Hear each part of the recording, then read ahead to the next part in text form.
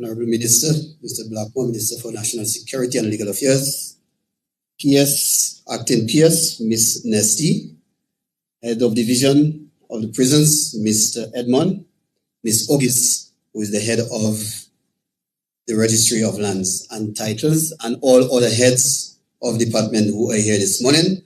Let me say welcome, and also welcome to the media for being here this morning.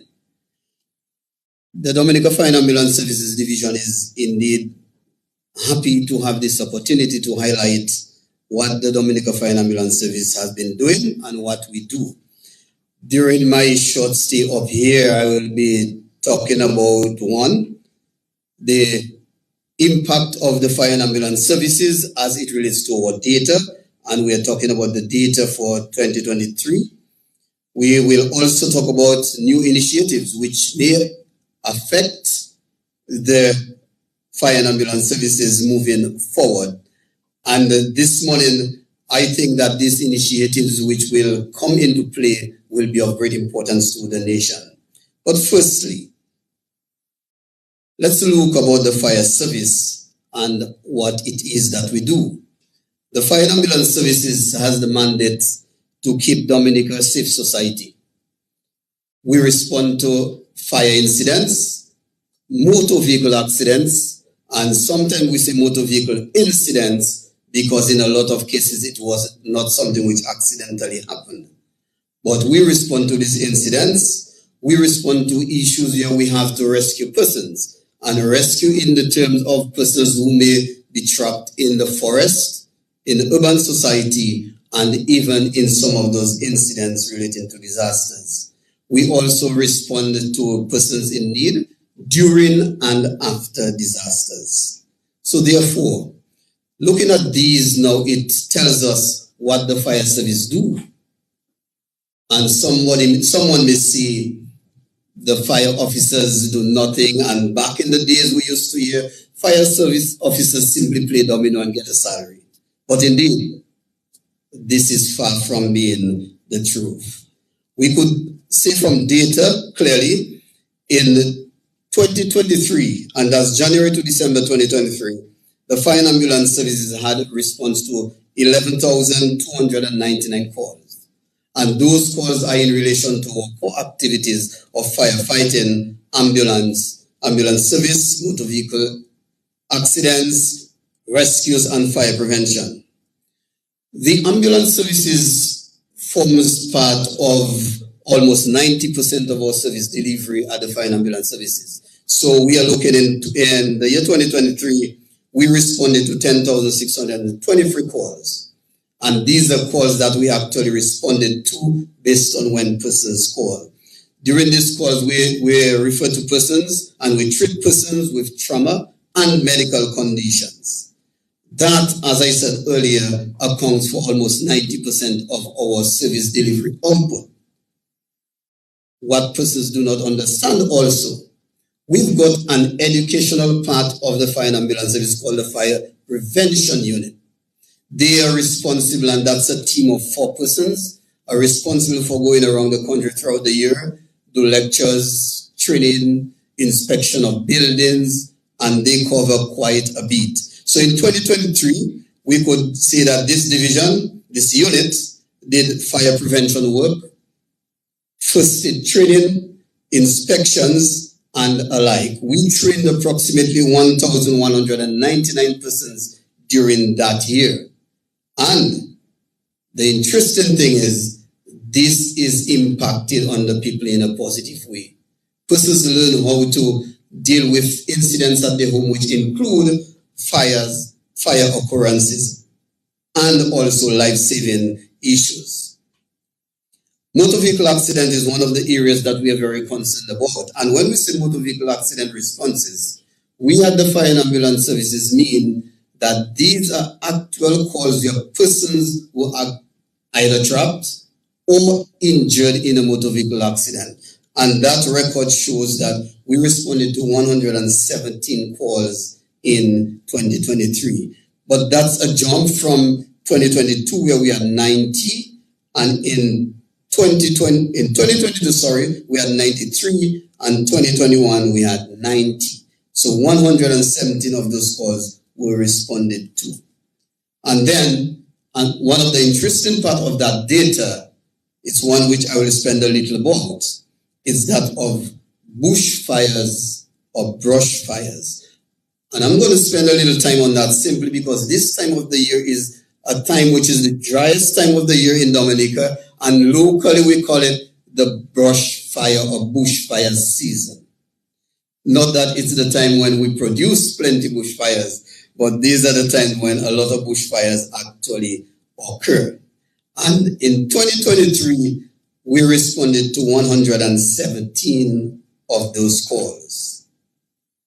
But I'm going to draw a little bit of even more comparison. This year so far, 2024, January to March, we have responded to 60 of those calls. And the brush fire season is just beginning. We expect a long dry spell, and during those times, we expect during the month of May into June that the amount increases. But data tells us that the brush fires which occur are not all naturally occurring. And we are talking about the influence of man. So we are asking persons, asking Dominicans, be aware of the extent that fire damage could come to our communities. So during agricultural practices, we find that a lot of persons use fire to clear the land. We advise as a fire department, clear the land, and you only use fire to get rid of some of the waste after clearing.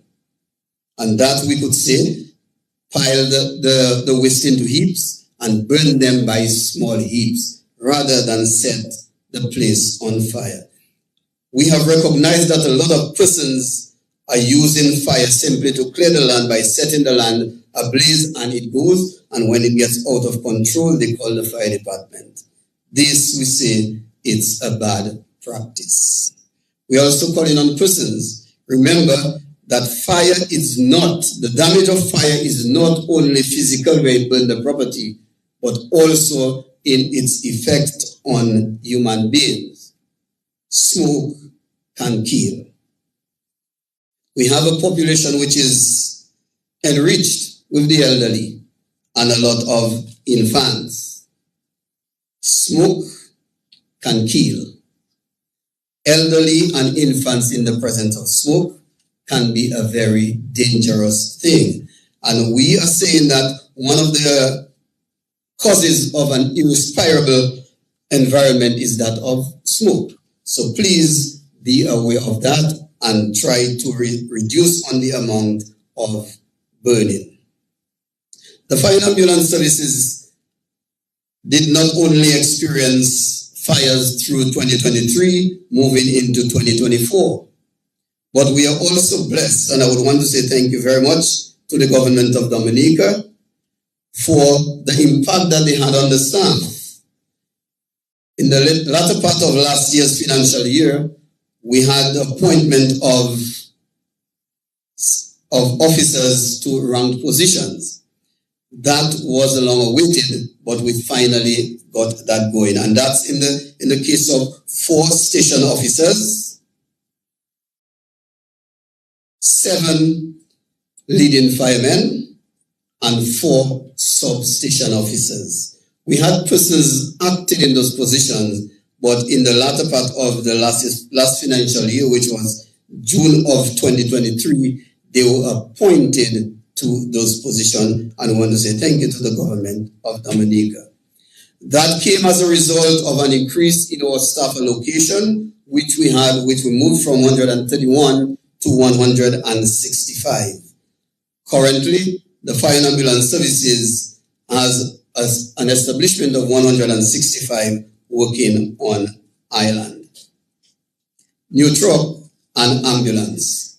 It is expected. There's the promise from the government, and we are expecting in short time that payment will be made for 1 fire truck and 1 ambulance. The fire truck comes from a company called Angloco in England, and that fire truck is at the cost of just over $1 million EC, and the ambulance at the cost of just over 110,000 US dollars. These equipment, I say, will bring good relief to us. New station. I can report that at present, a new station is being constructed in the Granby area. That district is a developing district, and the firefighting capabilities that we have in this area needs improvement.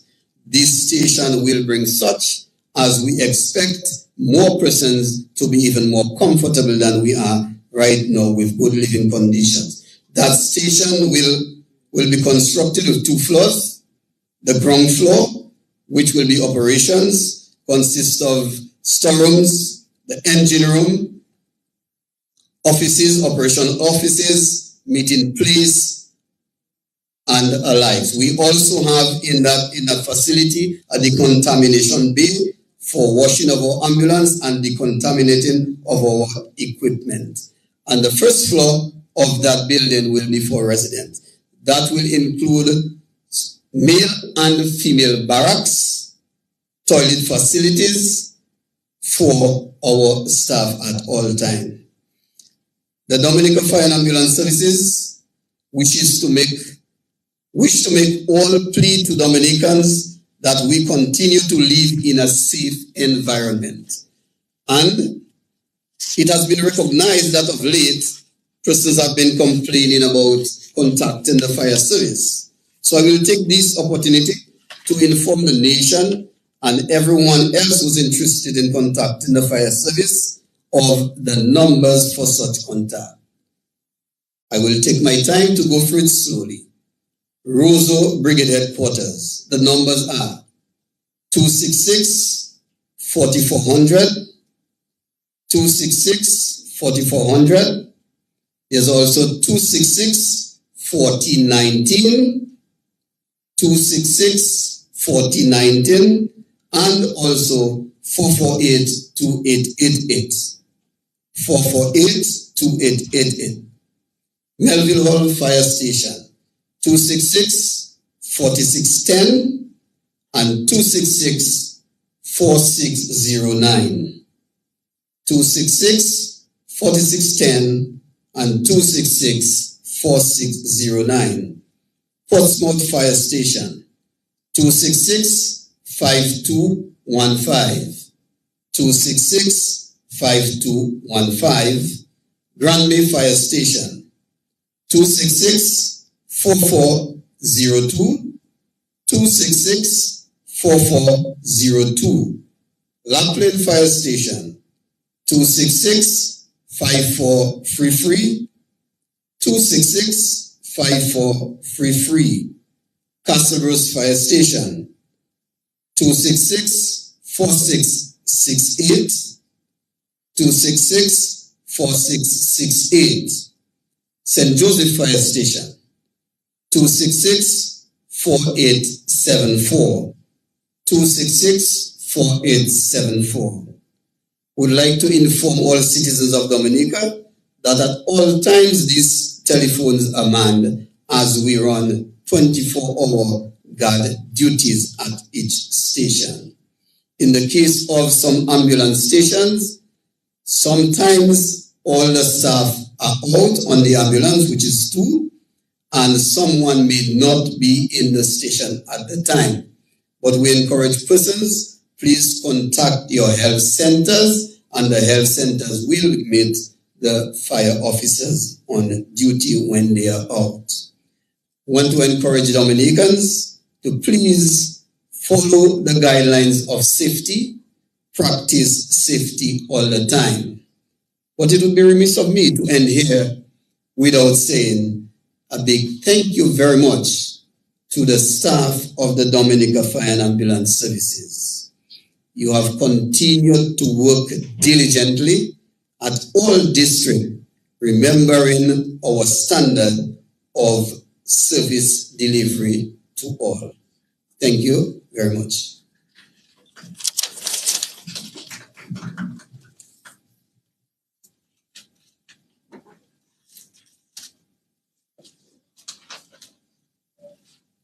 Thank you, Mr. Lalita, for such an informative presentation on the status and development of the fire and ambulance services.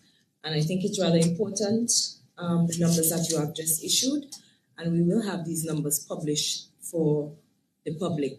As you have indicated that this is indeed the dry season and there may be increasing fires, and for any other service or reason that would render the use of the fire and ambulance services.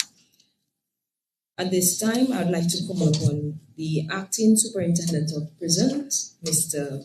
Jeffrey Edmond, to update our listening and viewing public on our prison services. Mr. Edmond.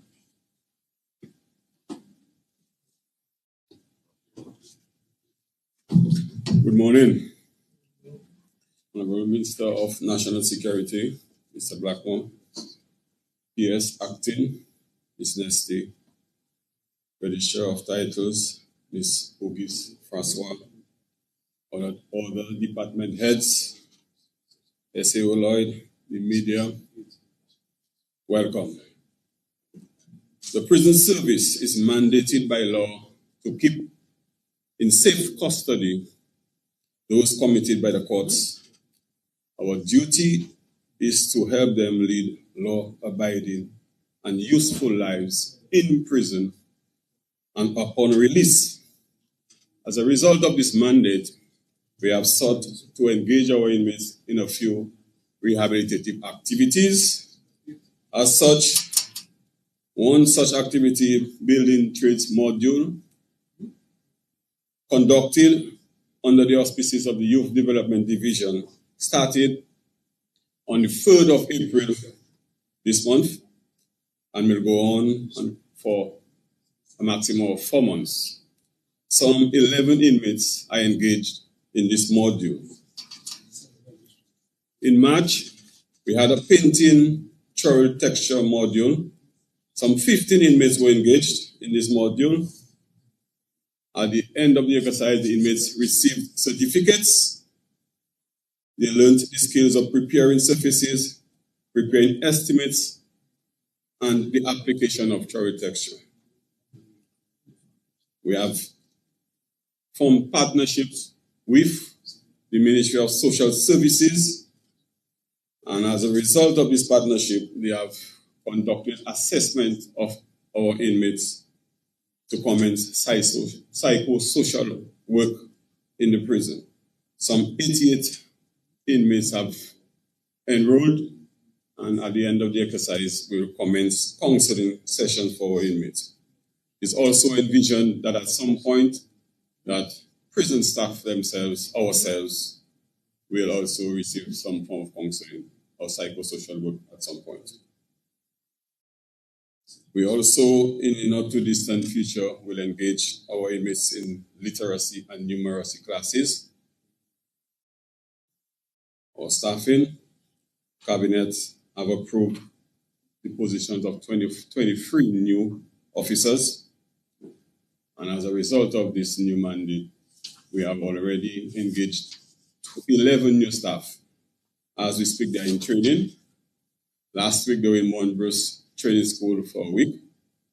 And as we speak, training is continuing at the prison right now. The buffer zone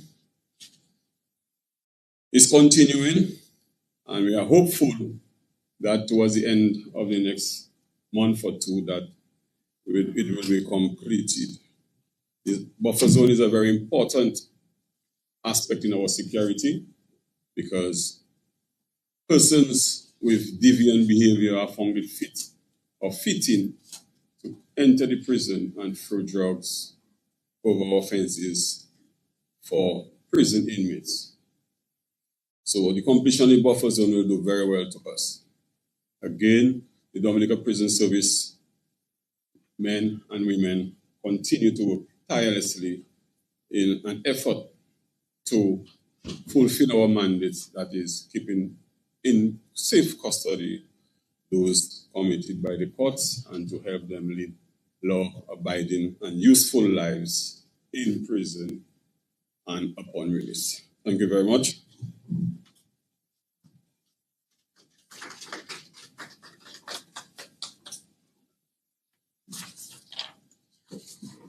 Thank you very much, Mr. Edmond, for your update on our prison services.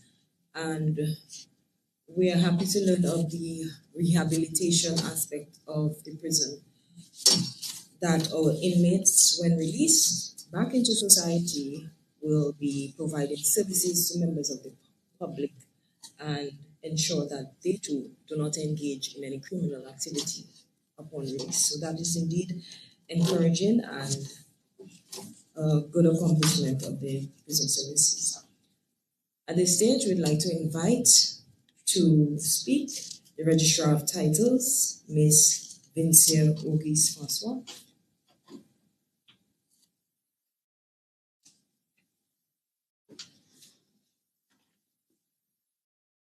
Thank you, Chair. Good morning to everyone. Permit me to recognize the presence of the Minister of National Security and Legal Affairs, Honorable Raymond Blackmore, Acting PS, Ms. Aflin Nesty, heads of the various divisions and departments of the Ministry of National Security and Legal Affairs, the press, and members of the public. Permit me also to say a very special good morning to the staff of the Land Titles Registry Division.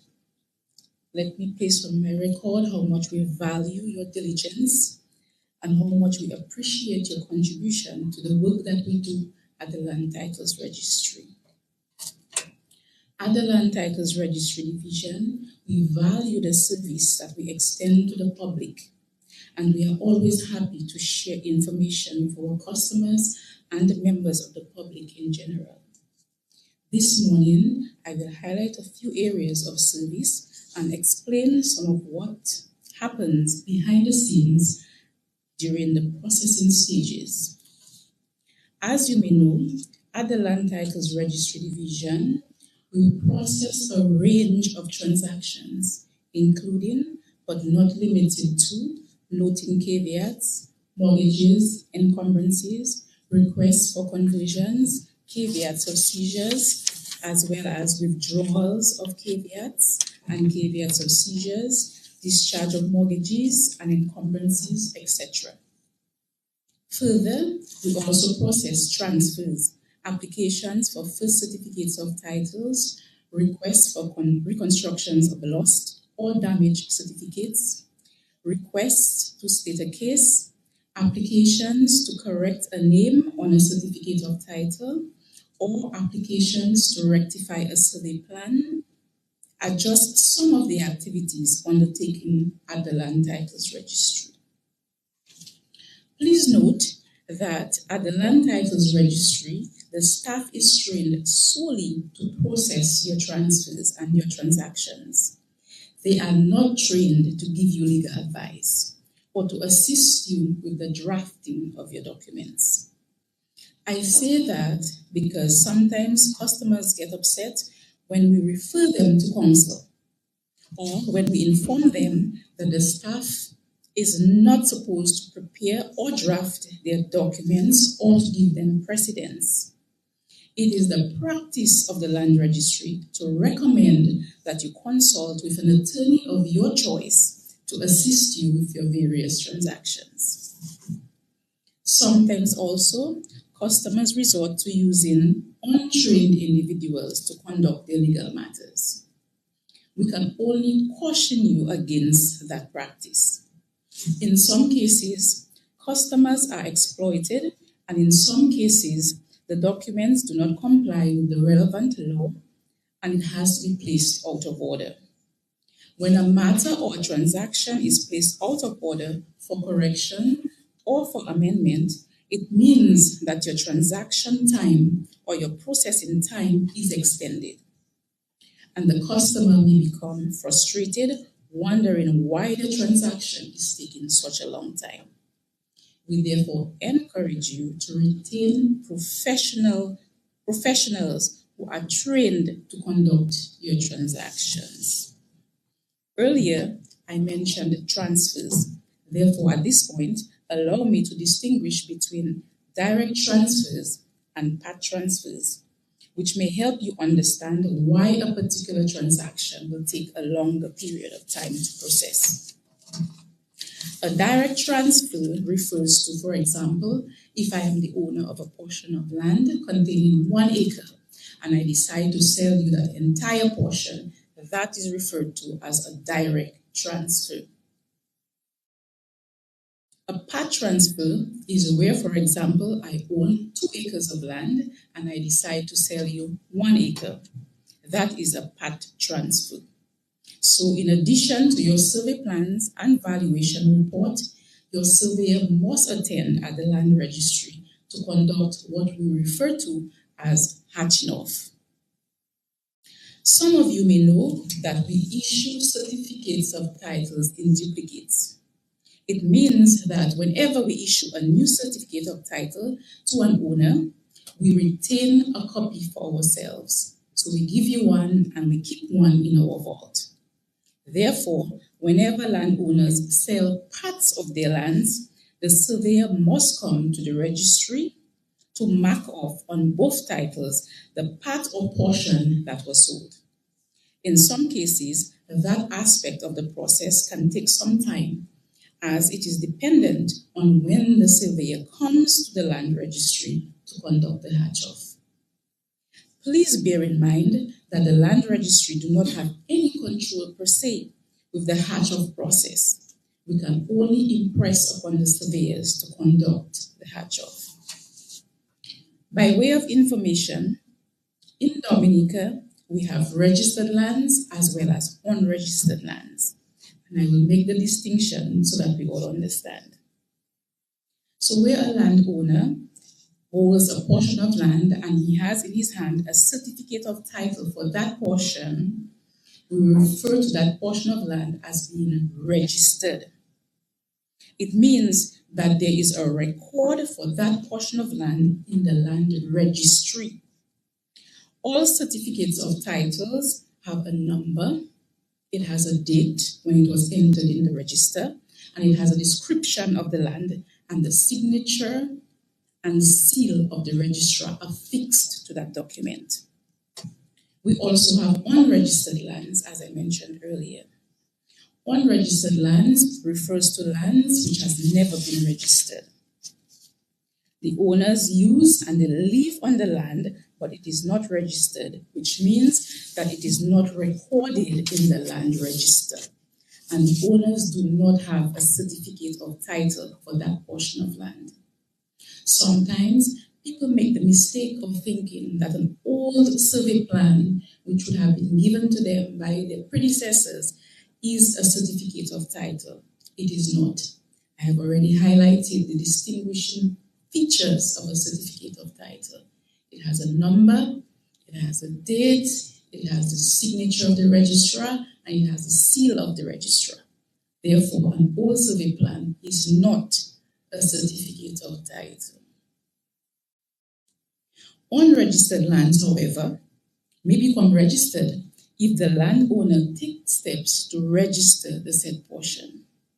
We refer to these applications as applications for first certificates of titles.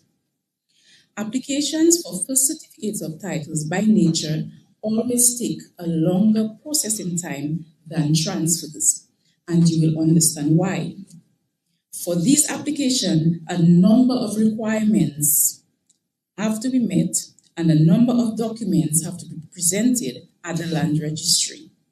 Just to mention a few requirements, notice must be served to all the adjacent owners. Notice must also be published in the newspaper for 2 consecutive weeks, and the application must remain at the Land Titles Registry for a period of 6 weeks before it is reviewed. After it is reviewed and it meets all the necessary legal and procedural requirements, it is sent to the judge of the High Court for his or her approval. During that time, the application may be caveated or it may be delayed where corrections and amendments are required. Most counsel will intimate to their customers the various stages and requirements when presenting a request for first certificate of title, and generally speaking, this is the transaction with the longest processing time because of all the legal and other requirements. I wish to share one last thing with us. Most of you may be familiar with taking loans with a bank or with a credit union and using your certificate of title to secure that loan. The bank or the credit union, through their lawyer, would present your certificate of title to the registry, and we would note a caveat thereon in favor of the financial institution. Sometimes, upon completion of payment of your loan, the bank or the credit union will return your certificate of title with a letter stating that they no longer hold an interest in the subject certificate of title. Some customers come to the land registry with that letter and their certificates of titles, and they ask us to withdraw the caveat.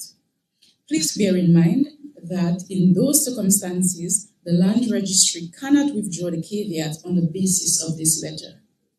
The procedures and processes of the land registry is stipulated in law. Excuse me. And there is a particular form and format for the various transactions, including withdrawals of caveats. Withdrawals of caveats may be one of the simplest transactions at the land registry, and it has the shortest processing time. However, customers must avail themselves of the appropriate form to move the process. I trust that you have gained some insight into the work at the land registry and that you now have a better understanding of some of our processes. Thank you.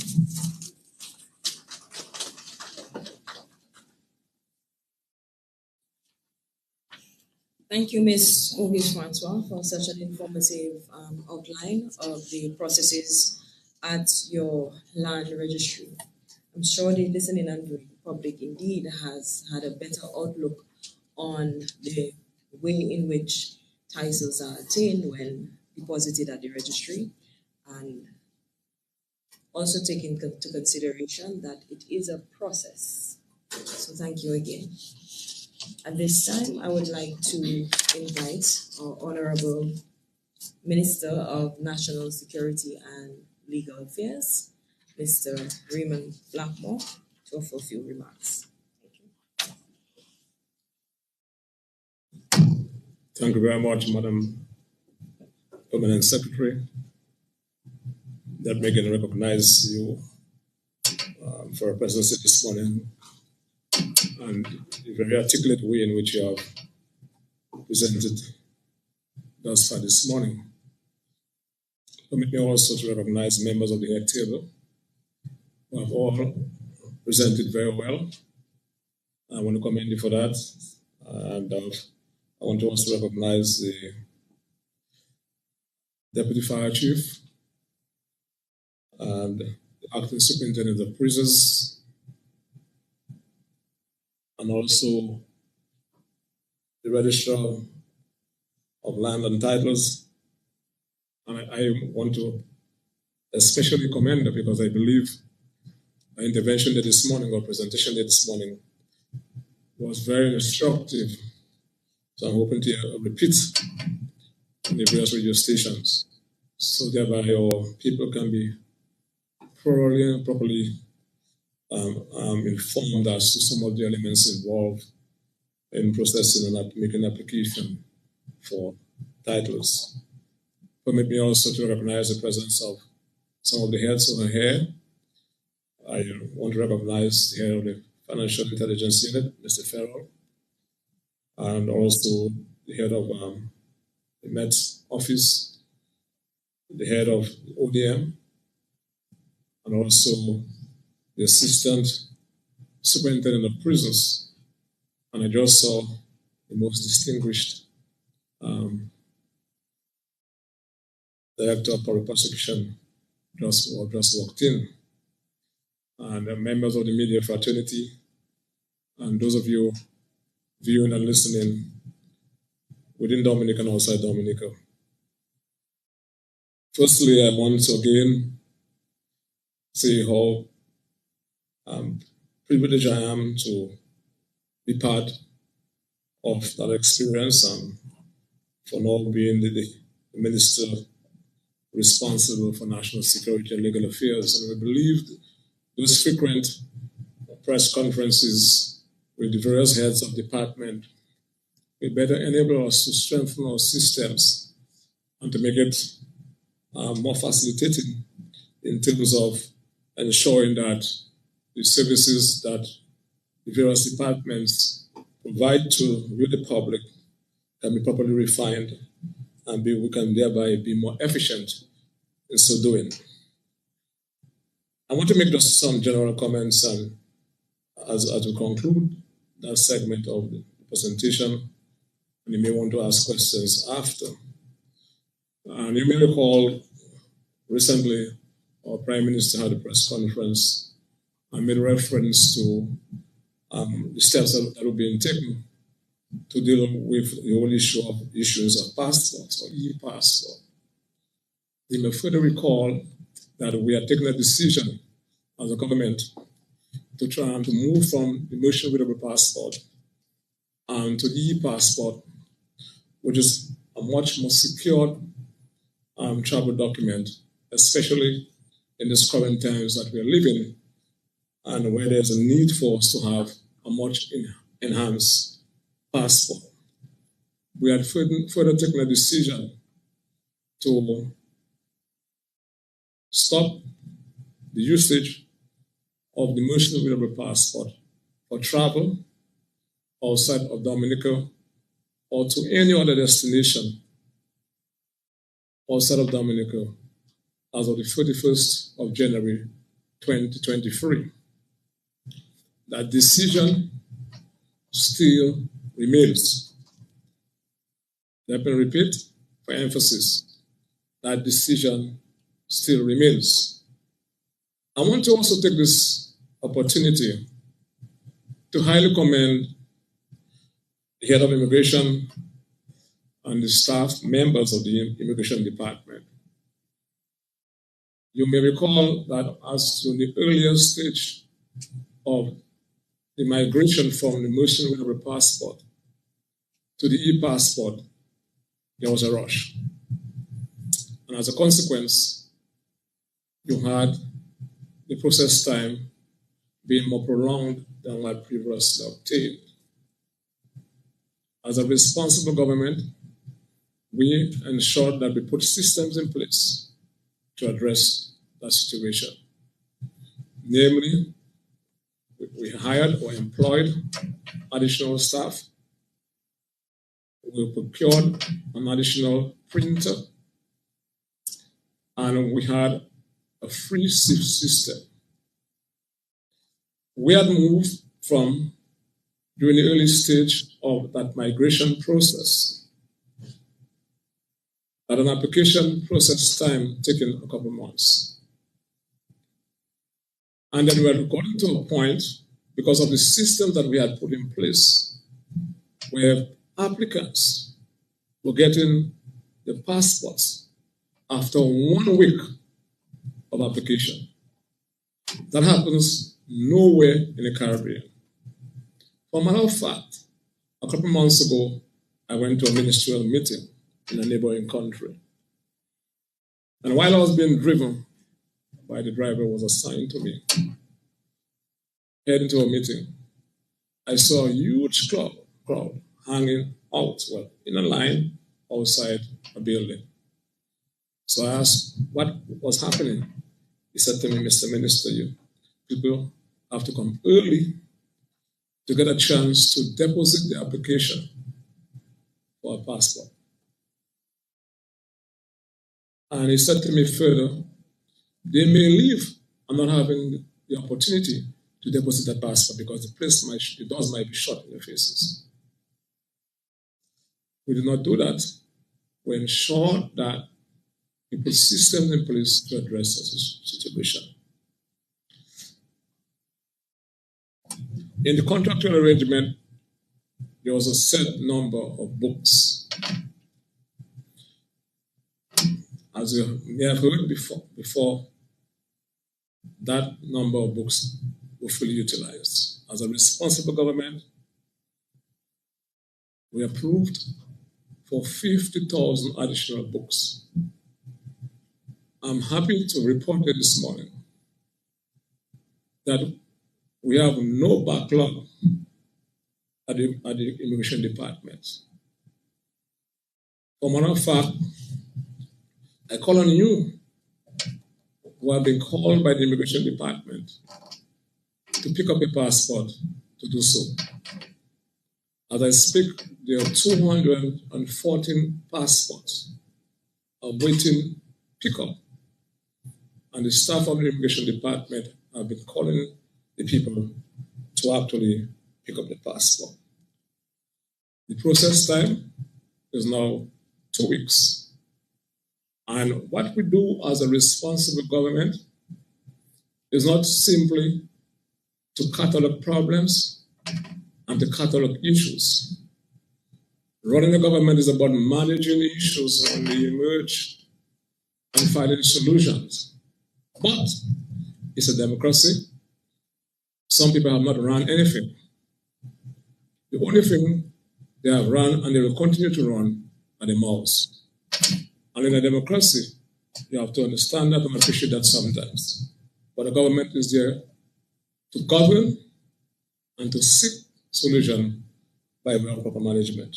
So we will continue as a responsible government to ensure that we put more systems in place within the Immigration Department to ensure that the service delivery at the Immigration Department is even more efficient moving forward.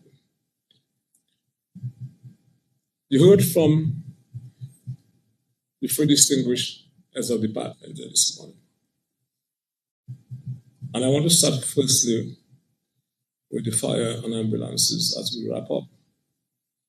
And let me commend Mr. Little, who in my view is an inspiring leader. As a matter of fact, I can recall once going to a graduation ceremony. And he was a training officer, is that so, sir?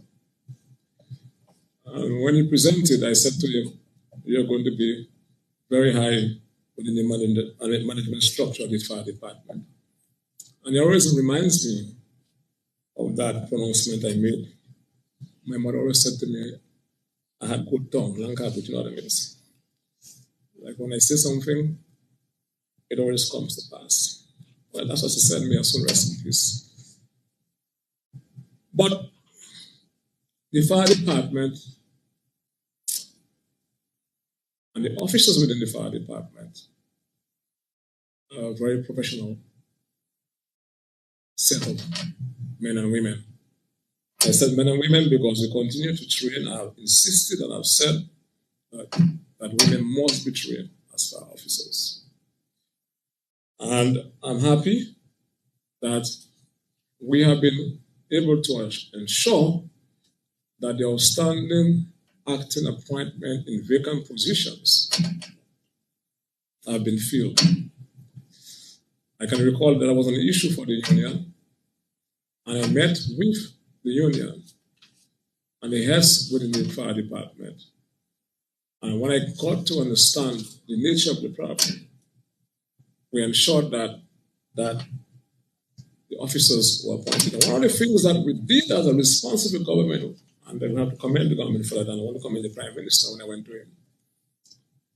One of the things that will happen within the fire department that has not been given currency and prominence, that you had a number of officers who are not appointed because they are not met the prerequisite, did not have enough surplus then to enter the public service. And they were there for a long period of time. Can you recall that, Mr. Later? I'm not hearing you. Thank you very much, yeah. And then when I learned about it, I made a case and I went to the Prime Minister. Because the officers had worked for about 6-7 years. Mr. Little was then a permanent secretary of the Ministry of Justice, National Security and Immigration at the time. And we made a case for them. And they were all appointed. And they got retroactive payment of 1 year. Isn't that so? So when I went back to the fire department, I was hoping to say, "Thank you, Mr. Minister, hooray." I don't drink and at least some water could have sufficed. When I came back there to meet, I said, "Yes, thank you very much, but we only got one retroactive pay, but that is consistent with the rules within the public service." So this is a government that has been always looking out for the welfare of all. And we have given a commitment to construct a new fire station in Granby. Last week, we did a site visit, a walkthrough. That is under construction. And because the government has a holistic view of the development of the country, as we speak, over 100 houses have been built. So you're going to have emerging challenges so far as emergency response is concerned, etc., etc. And that building upon completion, you're going to have 20 officers, including 6 to 8 ladies. We'll be creating opportunities for employment also. And then we're going in the way that we ought to go from an operational standpoint. So instead of officers coming from the respective room to pass through steps, they shall be able, based on the design that we have done, consistent with contemporary times, to just slide. It's not so, Mr. Little, what did this salon? To just slide from the rooms straight into the truck and to move out and to respond to whatever emergency. So, I not hear if Deputy Chief said that, but I wanted to say that it's very important. That is thinking of that administration. Now, there was an issue some months ago talking about fire hoses. That happens every year in the world, where sometimes you go with a new hose, and then because of the pressure, issues may emerge. What I did not hear Mr. Little say is that we have a lot of new hoses in stock. Isn't that so, Mr. Little? I'm not hearing you.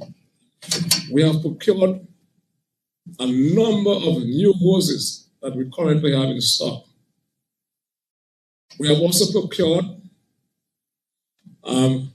search and rescue equipments. Because you need the proper ropes, it's not so, Mr. Little, the proper boots, etc. We have done that as a responsible government. And because there was a time when I used to hear that, now and again, because I'm not all backward, all of us travel through social media now and again. So sometimes we hear the BF and hear the BF. And sometimes the information comes from internal. But when the corrections are made, there's a long silence. That is why those press conferences are important. We are given the undertaking also to procure new fire trucks and new ambulances, and to ensure that the ambulances have everything that it needs to have to respond to an emergency situation. I heard the Deputy Fire Chief quite eloquently made reference to the waiting for the government to pay for the fire trucks that have been promised. That we as CIS should be aware of. And by the way, one fire truck is $1.4 million. Look at that straight. There's a Suzuki you're buying by Auto Trade. And the truck has to be built, manufactured from scratch. So it is 400 and something pounds, according to my maths. And a pound is $3.33 EC. Well, a former sergeant of mine, when I would send you as a recruit, whenever he wrote a complaint, he was very precise. When he put 20 to 200 EC, he used to ask me, Sakisa, Patra. He says, ECC, Eastern Caribbean currency, right? This thing. So 3.33 ECC, Mr. Little, okay? Now 3.3 ECC. So that gives you an aggregate of $1.4 million. That's why it's important for us to ensure we take care of the trucks, etc. As we speak, the wire transfer has been processed for the first half of the payment for that truck, so that the manufacturing process will begin very soon. And also the same can be said for the ambulance, which of course half of the payment, the wire transfer, has already been processed for that payment. So we are keeping that promise as a responsible government as we speak. As we speak, we have 2 fire trucks in Roseau. I've been hearing about the no fire truck in Roseau, only one. We have 2. We have one in Portsmouth, one in Kinfield. Where else again? We have in St. Joseph, we have in Granby, and where? Marigot. And in the next financial year, we'll be making provision again for an additional fire truck and an additional ambulance. So the goal is to ensure that we have 2 ambulances in Roseau, 2 in Marigot and 2 in Portsmouth, and we are striving towards achieving that as a responsible government. I want to also reference the prisoners. And I want to commend Mr. Edmond for having a very serious view as to how a prison is to be managed. And we have begun the process and continuing the process of reform at the prison. I'm of the view as a minister, as I've said before, that some people ought to be kept in jail for a long time because of the magnitude and gravity of the crime that they have committed. But some people ought to be given a second chance. That is to say, when they leave the prison setting, they should be so equipped to contribute towards mainstream society. That's why you're placing emphasis on reform. We just ended a module in painting. The Irish Paint is not submitted. We have started the process of the youth division, in construction, in counseling, all the things that we're doing. Working in concert with the youth division, we are now building, retrofitting a building for a sewing program for the inmates. We are pursuing a program that we had begun in leathercraft and woodcraft. We had allowed inmates with the ability to rewrite the CXA exams, and we shall continue that. We have finalized the design for a rehabilitation center to standardize the manner in which various vocational skills can be taught at the prisons. All these things that we're doing. As we speak, by this month, we shall see the completion of a remand section where we are building individual cells to house inmates who are on remand. So there shall be 33 individual cells with toilets. Those are the things that we are doing as a responsible government. You may recall, Mr. Edmond, at one time at this maximum security, there was no washroom facility at that section. Isn't that so? We ensured as a minister that that was done. When it was being done, I was criticized because I was told because there were police officers at the prison at the time, I was doing that. But we have a holistic view. Now, we are also embarking on a very ambitious program, a farm program. And the expectation that young men can be taught animal husbandry and the various forms of agriculture. We are working in concert with the Ministry of Agriculture, and also, which is fundamental, that the prison must be self-sufficient in provision. I mean, when I see the bill something, I ask for sometimes about $8,000 to $10,000 a month for national loan. National loan, you know. We're not talking about, you know, and then we have that labor force at the prison. So I want to commend Mr. Edmond for actually intensifying the interest in that, and so we have begun the process of planting dasheen, bananas, planting, Irish potato. We have just begun that Irish potato, and then we're about to receive greenhouses to ensure that we plant vegetables, not only for the consumption of the prisons, but of course we can help the hospital, Dominica Infirmary. Those are the kind of futuristic approach that we have to have so far as the prison is concerned. And I'm happy that we have been able to increase the prison establishment And you heard about the 25 additional staff. But of course, a prison officer is not like you're going to buy a loaf of bread. There has to be background checks done on every candidate. And that's going to take some time. So we're hoping during the course of this year to have all the officers that we have promised and approved for the prisons. And I'm happy to have been informed that women are doing very well, because we also have to ensure that we allow women the opportunity. I know some people had an issue with me when they said to me, okay, women cannot work nights, etc. My approach to them, and I said that to the police too.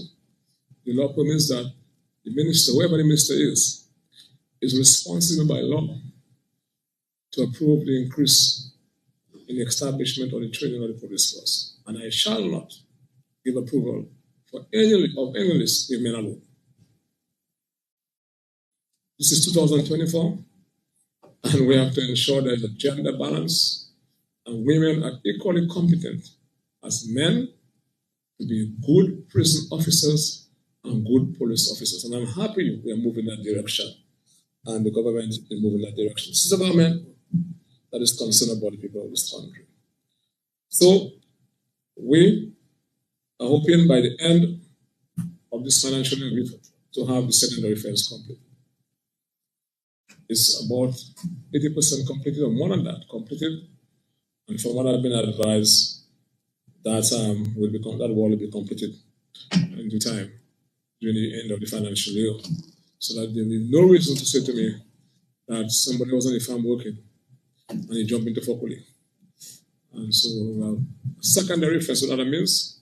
So if you pass the first fence, there'll be a second fence that is even taller. It's not some side one, taller and more robust than the first one. So I'm waiting to hear. So we are continuing those processes to ensure that the various departments in reform. On our Code of Arms has a Puebon JC latte. That is very important.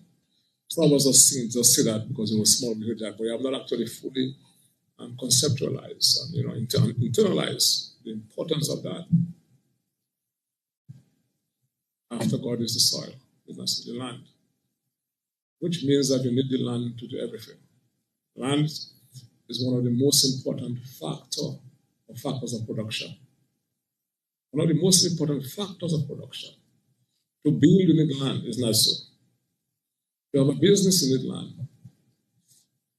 And to be able to use the land as collateral, you need a title. You need ownership of that land. And that is how the Labour Party, under the administration, the leadership of Bruce Baskerville, have been having a holistic view of the development of this country. One of the first challenges we had a number of people in Ben Harbin, in Point Bishop, in Fokuli, and other parts of the country, reduced to squatters. And we call that squatters.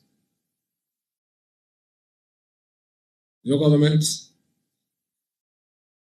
gave them solar land for $1 a square foot. People are having challenges to have the land registered. So we separated the functions of the Registrar General and created a separate and independent department and a separate Registrar of Lands and Titles to ensure that that could be done more efficiently. In keeping with the whole concept of people latte. So people now were able to buy the lands for $1 a square foot. And we went further to providing resilient homes for all and sundry throughout this country. So people who were once survivors and squatters are now owners of land, owners of homes. And that is how I understand the whole situation. So I want to commend the Registrar of Titles. I believe the presentation this morning was very instructive. So people can know the processes. We have a program on the radio we shall bring her back with a longer time so she can take questions, etc., and interface with the public. So I will rest there for now, except to say that we're moving closer and closer to the hurricane season. And we have already begun, because what we're trying to do within the ministry is to make disaster preparedness a staple item on the people's agenda, an everyday thing, not a seasonal thing. And we have been having ongoing training throughout the country and to ensure that people are ready and not only waiting for the hurricane season, but disaster strikes at any time. So in due time, we'll be hearing more from Mr. Pascal and Mr. Aitoma. We heard him spoke about the dust and other issues there. And thank you very much. And may God continue to bless this beautiful country. If you have any questions, we will take one or two questions if you have. I also want to recognize Mr. Peter Allen, the Director of Legal Aid, who's also in the audience here. Thank you very much.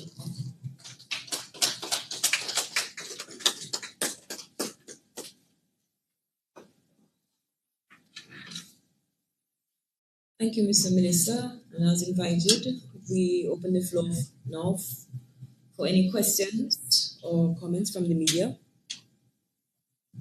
Good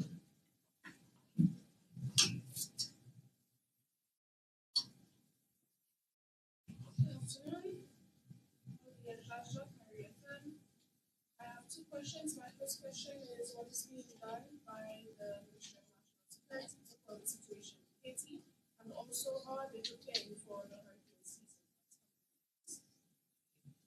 I think the first one is addressed to the minister, and after, how is the ministry addressing the issues in Haiti? I think we are going from our Prime Minister who spoke eloquently about the situation in Haiti. For a matter of fact, a couple months ago, I had the privilege to have been in a meeting at the council level, ministers of national security and law enforcement within CARICOM, and the Minister for National Security of Haiti was also present. And as you know, we are hoping that the situation in Haiti can be stabilized, and we are giving a commitment to assist once the situation has gotten to a point where it's stable from a security standpoint, and to assist in whatever way we can assist to bring a sense of law and order in Haiti. And we are hoping that, of course, the world, the global community can assist in providing the aid that Haiti would need. But it's a situation that has to be brought under control, and from a security standpoint, and before you can even respond from an RSS standpoint, etc., etc. So we are actually waiting, and of course, as we witness what is happening in Haiti, and we are in actually total solidarity with the people of Haiti. In terms of the hurricane season, Mr. Pascal is there.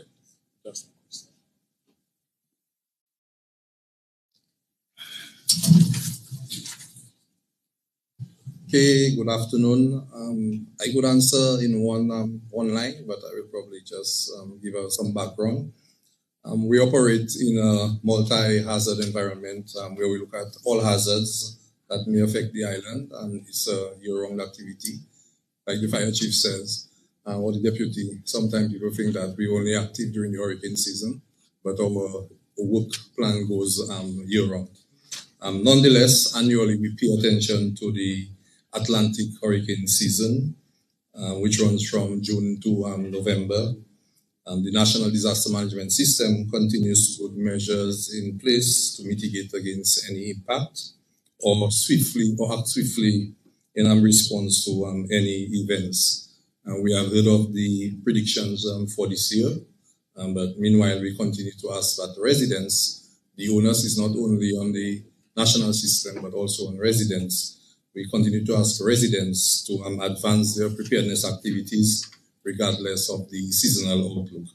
What we do from a national system, we do public education, where we go out in the various communities and inform people as to what the season entails and what preparedness activities one can take.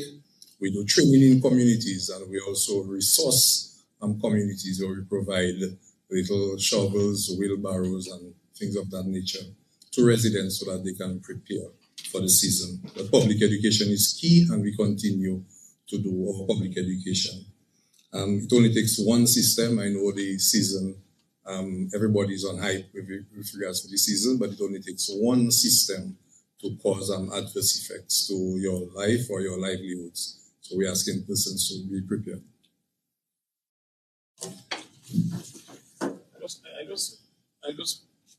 I just wanted to say there's so much that the state can do, but the onus is also on us to prepare from an individual standpoint and to ensure that we have our own plans at our homes, to ensure that our homes are structurally sound, that there's no defect in our windows or doors, etc., that we clean our environment, any overhanging trees or drains, etc.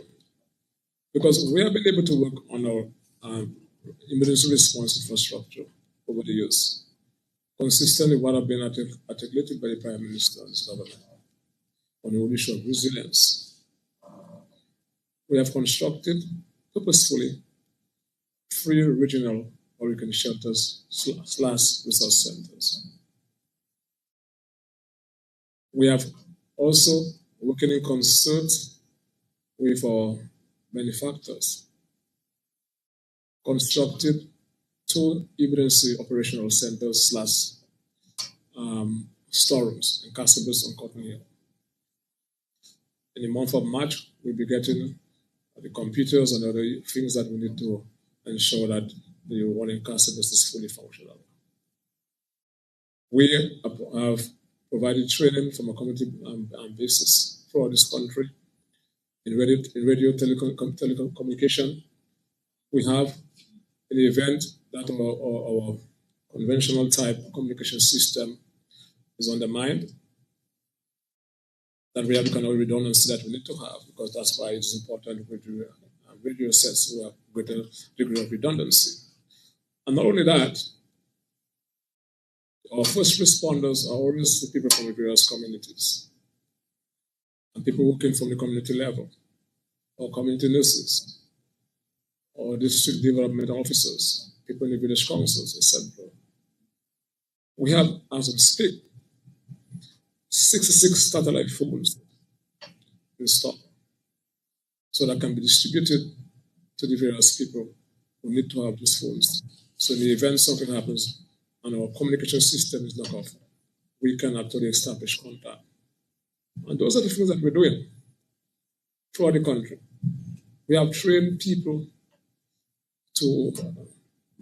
on the fundamentals of managing shelters. As we speak, we're installing repeaters throughout the country to ensure that our telecommunication or radio sets can be effective and can be used. We are about to have a tabletop exercise, so that subsequent to that, to our simulation exercises as to how to respond in the event we may have an earthquake, etc. Because disasters are not only limited to hurricanes. All these things that we're doing as a responsible government. We have installed scores of automatic water gauges, so we can stay in our respective offices. Mr. Pascal and Itoma can sit in his office and monitor the water elevations or rivers, etc. And that can be used to inform and to advise the policymakers as to what decision we should make. Even within ODM, we have people that who can collect data, also to work in concert with ODM. We're looking at restructuring by way of human resource, ODM and the Met Office. This is the first time in the history of this country We can issue our own advisory, our own warning, our own watches, because we have the infrastructure for doing that. And we have trained forecasters also. All these things this government has been doing, not only talking, the government has been doing.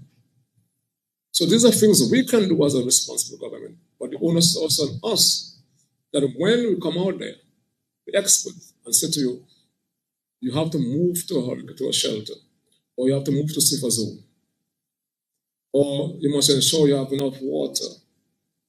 You must ensure that you clean the drains, that you deal with potential public hazard. Those are things that you ought to do for yourselves. Okay, so I know everybody takes the best with the Prime Minister, but from a policy standpoint, we have been doing what we have been doing. We have been supposed to do as a government. As I close on the evolution of resilience, the kind of roads that we're building. So as we speak, we're doing the East Coast Road. You heard from the Prime Minister on the strip from China. We're building new roads with proper drains and proper culverts to deal with the hydraulics issues that we have in the country. Proper culverts, etc.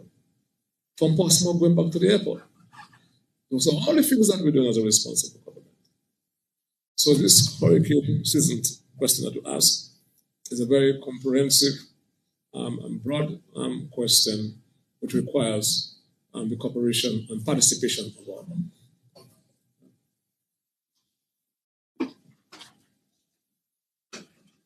Well said, Mr. Minister. Are there any further questions?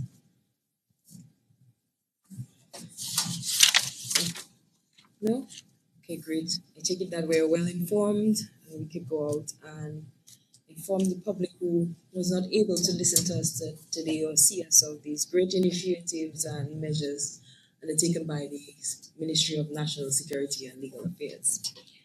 That being said, I wish to place my thanks on record to the Honorable Minister of National Security for his unrelenting hard work and support. And as you can see, he's very much in tune with the various ministries, their needs, our development. So we thank you, Mr. Honorable Minister. Thank you to all the heads, specifically the heads who presented here today. To the staff of the ministry in all divisions, I want to thank you for your hard work. The SAO, Ms. Lloyd, and the administrative staff of the ministry, thank you. To the public listening and viewing here today and the public overall. And to the media for always bringing the news to us and keeping us informed. And by no means last, I'd like to thank the government of Dominica for the unwavering support to the Ministry of National Security, for the implementations of our policies, procedures, our staff increase, and our needs. Thank you. Thank you, everybody, and have a wonderful day. And it was indeed a pleasure having you here with us today. Thank you.